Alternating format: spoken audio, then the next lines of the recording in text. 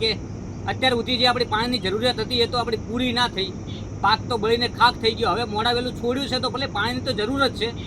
કેટલા દિવસ પાણી મળવાનું છે અંદાજે? હાલ અમારી પાસે 30 તારીખ સુધીનો અહેવાલ માંગેલો છે, એમાં ફેરફાર થવાની શક્યતાઓ ખરી. એટલે દિવસો વધવાની શક્યતા કે ઘટવાની? એ પાણીની ઉપલબ્ધિ પ્રમાણે નર્મદા વિભાગ અને સરકારશ્રી દ્વારા નિર્ણય લેવામાં. સરકારની 15 મેની જાહેરાત બાદ આખરે આજે 22 તારીખે સુજલામ સુફલામ અને તળાવમાં પાણી ભરવા માટે એક પંપની શરૂઆત કરવામાં આવી છે. એક પંપ ચાલુ કરવામાં આવ્યો છે. આજે 11 વાગે ધારાસભ્ય કેસાજી ચૌહાણના હાથે અહીંયા એક પંપની શરૂઆત થઈ છે અને આગામી 48 કલાકમાં 4 જેટલા પંપ ચાલુ કરીને સુજલામ સુફલામ તેમજ તળાવો ભરવા માટે પાણી છોડવા માટે સરકારે મંજૂરી આપી છે. હાલમાં જે રીતે ઓથોરિટી મળી છે નર્મદા વિભાગના કર્મચારીઓને, એ રીતે 4 જેટલા પંપની મંજૂરી મળી છે. આગામી સમયમાં 5 પંપ કઈ રીતે ચાલુ થાય તેના માટે પણ પ્રયાસ કરશે. પરંતુ હાલમાં 4 પંપની મંજૂરી મળી છે. તો હાલમાં જે રીતે એક પંપની શરૂઆત કરી છે તો 48 કલાકની અંદર 4 પંપ ચાલુ કરી દેવામાં આવશે અને 30 તારીખ સુધીની આ મંજૂરી છે. ત્યાં ગ્રાઉન્ડ ઉપર ચોગા પમ્પિંગ ખાતે હું પહોંચ્યો અને અધિકારી સાથે વાત પણ કરી. તો આ જે 30 તારીખ સુધીની મંજૂરી મળી છે એ લંબાવી પણ શકે છે. એટલે કહી શકાય કે ચોમાસાનો વરસાદ આવે ત્યાં સુધી કદાચ સુજલામ સુફલામમાં પાણી આવી શકે છે. કેમ કે આગામી છેવાડાના વિસ્તાર સુધી પાણી જો 30 તારીખ સુધી ચાલુ રહે તો આ પાણી છેવાડાના વિસ્તાર સુધી પહોંચે નહીં. એ પણ ચર્ચા અધિકારી સાથે કરી છે. જે રીતે સરકારના આદેશ છે, જળ સંપત્તિના અધિકારીઓના જે રીતે નર્મદા વિભાગના આદેશ છે, એ જ પ્રકારે મેં ત્યાંના એસઓ સાથે વાત કરી. તો એવું જણાવ્યું કે હાલમાં એક પંપ ચાલુ કર્યો છે ને આ 4 પંપની મંજૂરી મળી છે. પરંતુ 4 એક સાથે ચાલુ ના થઈ શકે એટલે અમે 48 કલાકની અંદર આ 4 પંપ ચાલુ કરીને જે રીતે સરકારે અમને મંજૂરી આપી છે એ જ રીતે સુજલામ સુફલામમાં અમુક જે ભાગ છે એ એનાથી તળાવો ભરવામાં આવશે અને અમુક ટકા પાણી છે જે એ સુજલામ સુફલામમાં છોડવામાં આવશે, જેથી કરીને આગામી સમયમાં વરસાદ આવે ત્યાં સુધી આ પાણીનું તળ સચવાઈ રહે. સુજલામ સુફલામનું જે પાણી ચાલુ કરવાનું હતું એ સરકાર દ્વારા તારીખ નક્કી કરવા પ્રમાણે આજે ચોગા પમ્પિંગથી 11 વાગે દિયોદર ધારાસભ્ય કેસાજી ચૌહાણના હસ્તે એક પંપ ચાલુ કરવામાં આવ્યો છે.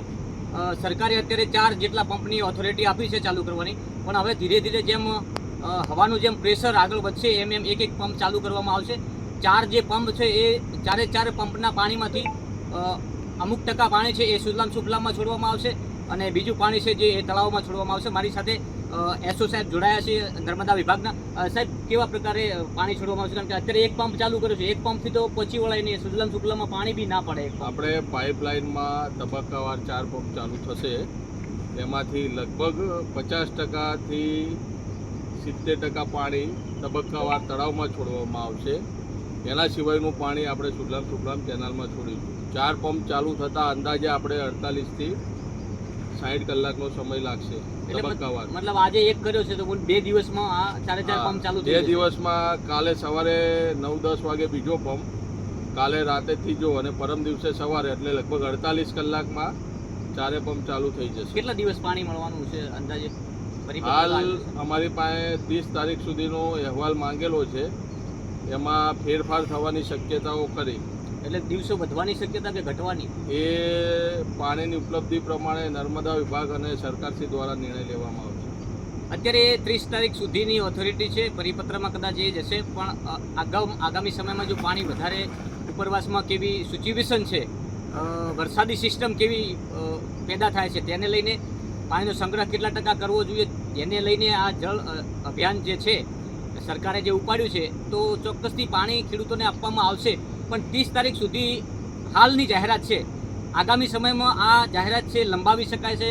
ચોમાસાનો જે વધારે વરસાદ આવે ત્યાં સુધી પણ કેનાલો ચાલુ રહે તો ભૂગર્ભ જળ આપણા જળવાઈ રહેશે. કારણ કે અત્યાર સુધી જે આપણી પાણીની જરૂરિયાત હતી એ તો આપણી પૂરી ના થઈ, પાક તો બળીને ખાક થઈ ગયો. હવે મોડા વહેલું છોડ્યું છે તો ભલે પાણીની તો જરૂર જ છે.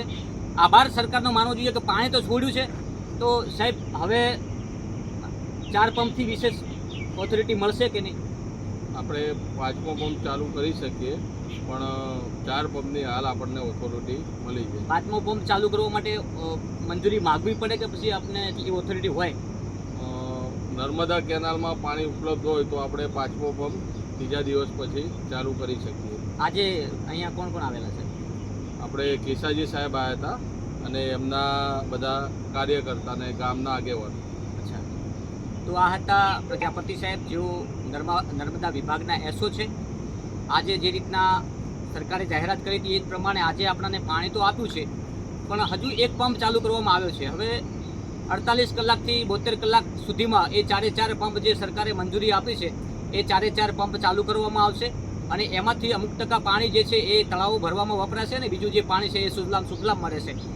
સરકારને અપેક્ષા અને અપીલ પણ છે મારા માધ્યમથી કે આ જે પાણી છે એ સતત વહ્યા કરે, સતત ચાલુ રહે, તો રાજ જેવા વિસ્તારમાં એટલે કે થરાદ તાલુકાના જે વિસ્તારો છે ત્યાં સુધી સુજલામ સુફલામમાં પાણી પહોંચે, એટલે કે સામે ચોમાસું નજીક આવે ત્યાં સુધી આ સતત ચાલુ રહે તો જે ભૂગર્ભ જળ છે એ આપણા જળવાઈ રહે અને ખેડૂતોની મુશ્કેલી છે એ મુશ્કેલી વેઠવી ના પડે, જેને લઈને આજથી આ શરૂઆત થઈ છે. 24 કલાક કે 48 કલાકની અંદર 4 પંપ ચાલુ કરવામાં આવશે. નમસ્કાર.